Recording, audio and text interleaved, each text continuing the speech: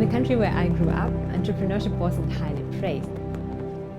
So for myself, I was always wondering why this is such a crime.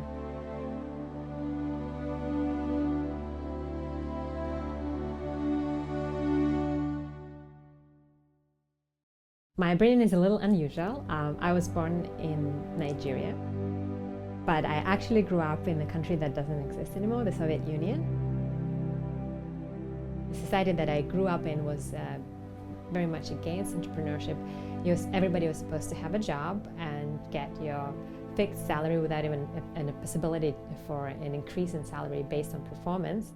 And people who were more entrepreneurial, they were actually more looked down on. They were ascribed different names that weren't always very flattering. I wasn't somebody who liked to follow the rules most of the time, but I think it's very typical of children.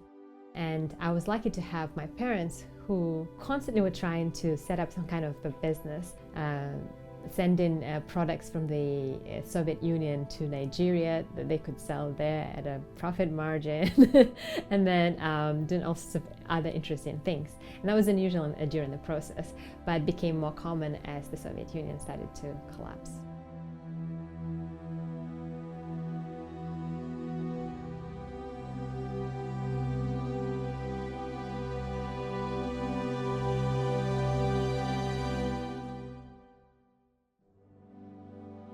So there was never really an aha moment for myself where I decided, oh, I want to be an entrepreneur.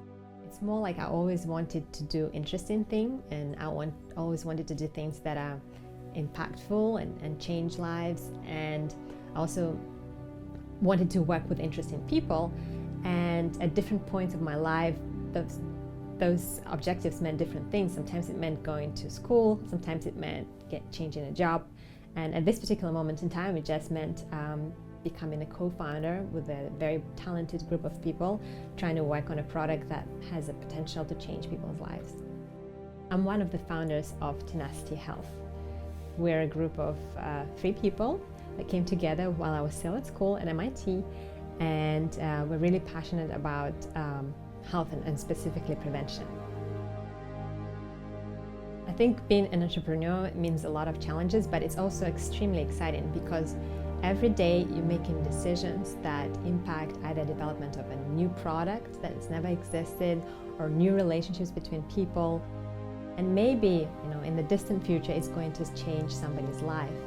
To know that you're actually directly responsible for this is pretty powerful.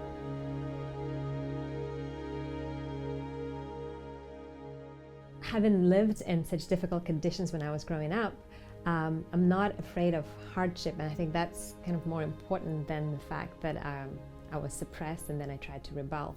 I'm used to hardships and I'm not afraid of them, and being an entrepreneur actually exposes you to a high level of risk.